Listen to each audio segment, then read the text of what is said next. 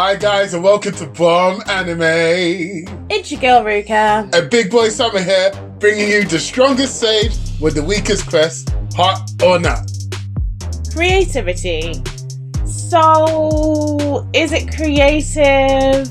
We've got a couple of different elements here. Him reincarnating into the future. And we've got demons, we've got the decline of the magic system. It's kind of like, yes and no. Is it creative? You know, it's using a lot of the same things that we see usually, and it's used it in a lot of different ways.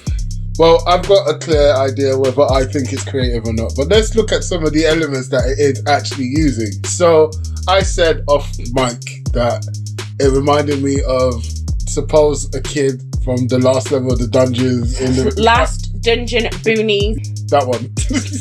Moved to a starter town. Yeah, that's it. Suppose a kid from the last dungeon boonies moved to a starter town. It gave me that kind of vibes. It gave me a lot of other vibes of sort of playful medieval anime gives me. It gives me RPG vibes. It's got a little bit of isekai vibes like Ruka just said, but rather than, going into a different world, you're just going into the future. It's got Dungeons and Dragons vibes. It's got lots of different vibes that just, make a good anime, and so the creators decided, let's use it. Entertainment. This anime has a lot of cute moments, especially between Luri and Matty, and I also thought that they took it in a different direction than I usually feel like anime set up with the school, with everyone being pretty much very accepting of everything. Some funny moments, but not like massively hilarious.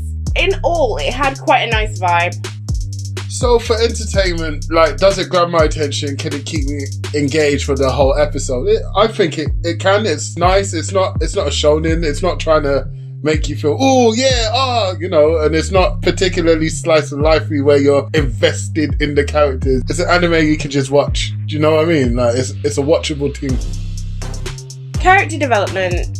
So immediately I liked the character of the head teacher, Edward, because he's not like one of those pompous characters because of his position. He immediately recognized Matty and what he had to offer and said, you know what, I think that you could help our school. Do you mind teaching others? Which, usually in anime you see that type of character having a hard time with someone who is stronger than them, especially when they're much younger and they more want to put them in their place. So I liked seeing a different perspective. Also, I thought both Matty and Luri's characters are quite funny because they obviously both like each other and they're both as awkward as each other and introduce themselves in just a really awkward way and embarrass themselves. And I liked both of their personalities, and I think their personalities gel well together.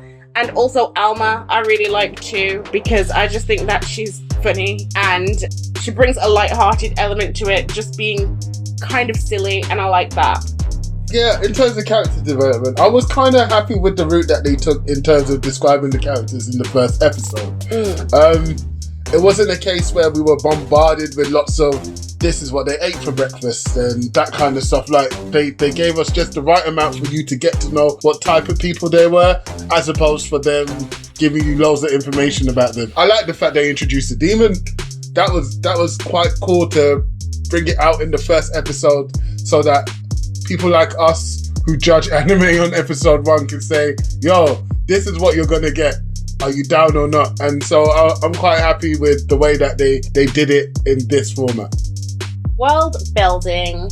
So with this section, I thought that they were just going to sort of introduce us to the magic system, because the way that they were talking about it, you knew there was something weird, that in the future, being castless is so rejected and you must say your incantations, which obviously takes a much longer time, and it doesn't really make sense for that to be the case, but they really quite wrapped it up really fast in the first episode. So I actually found that a little bit disappointing, because I feel like they could have explored it little by little and had the hints being dropped without just immediately telling us the answer and then just moving it along. It also made me feel like, okay, now I don't really know what I'm going to be expecting from the rest of the world almost.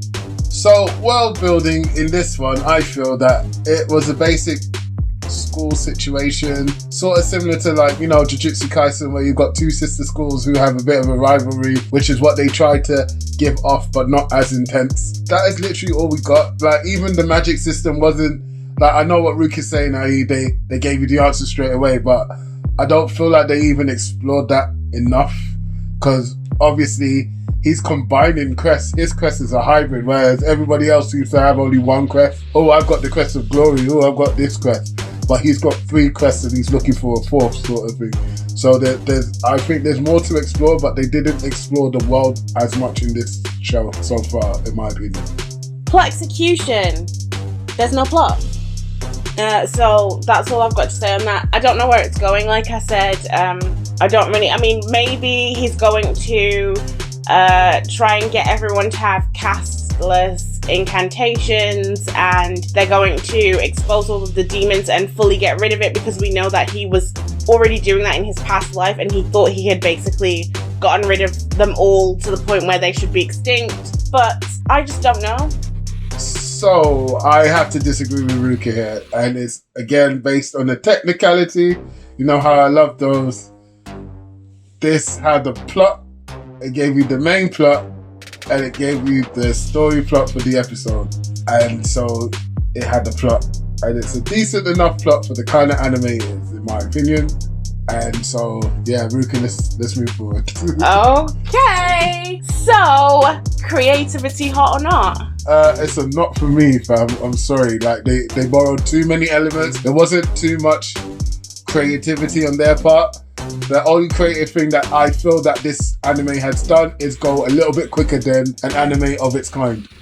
Yeah, I would have to agree that it wasn't really that creative. Maybe it will change our mind as the anime continues, but it just didn't feel creative enough. Although, based off of the little snippet that we did get at the beginning, I feel like it could possibly change later on. Yeah, I agree. Entertainment, hot or not? Oh, definitely hot for me. I can watch this, bro. This is the anime I watch like on the way to and from work. It's not my nighttime anime. I've got a bit of spare time. I'm gonna watch this anime. So yeah, definitely entertained.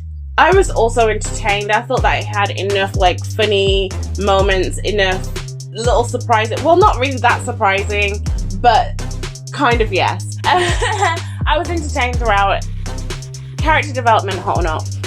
I'm going to be lenient on this one and give it a hot, because they did all right with the amount of characters that they introduced. You got the sense of who they were, and that is how you develop character. You don't necessarily need to know about them, you need to know what they're about. I'm also going for hot because I liked the characters that we were presented with. I liked their personalities, and they were different enough from each other for me to say, okay, yeah, they have their own personalities. World building. Unfortunately, it's a not for me. This could be done in a boat. It could be done in a car. It's not anything new. It's not special. And to be honest, don't get me wrong, the visuals are actually quite nice on this one. It's actually nicely designed, but it could be done anywhere. Like, pick a generic, medieval anime. It's also a not for me because I just don't think that the world itself was really explored very well. I don't get a full feel for it, apart from he's much more overpowered than everybody else. Plot execution. So for me, plot execution is a hot. It's a hot for 2 simple reasons. I asked for a plot, that's the main plot, and they gave us the main plot. The main plot is he's trying to get a 4th crest. That is his quest, to get that crest. So that's the main plot. And the episode plot, teach them wordless magic and kill the demon. They did it. Hot for me. That's all I needed. It's a not. They don't have a plot. He's not on a search to get his 4th crest. He got it by reincarnating into this life. It just, to me, there's no plot. There's no plot to speak of, so they didn't execute it because there wasn't one to execute. So there you have it. Big Boy Sama has gone for 3 out of 5 hots, and I have gone for 2 out of 5 hots. So for you, it's a not, and for me, it's a hot? Right. It may well change. Like I said, I feel like the creativity is going to come through. And I feel like they will build the world because based off of what I saw from the first bit of the episode, it kind of gave me the same sort of vibes as the world's finest assassin. Yeah. where they had that 2-phase one, and I had the same kind of feeling where it was like, I don't really know where you're going with this because you've given me 2 halves of a whole thing. So I think that it will probably follow that kind of format, but obviously in a much different way. So I do expect it to change. I want people to realise this about me as well. I will standardly call an anime not if it has one hot, and if that hot is in entertainment, I'ma still watch it. So just to let you know, even if we say it's hot or not, doesn't mean we ain't gonna watch it, because entertainment is king. And on that note, thank you so much for watching this far. If you have, don't forget to like, subscribe and share. Leave your comments down below. Peace.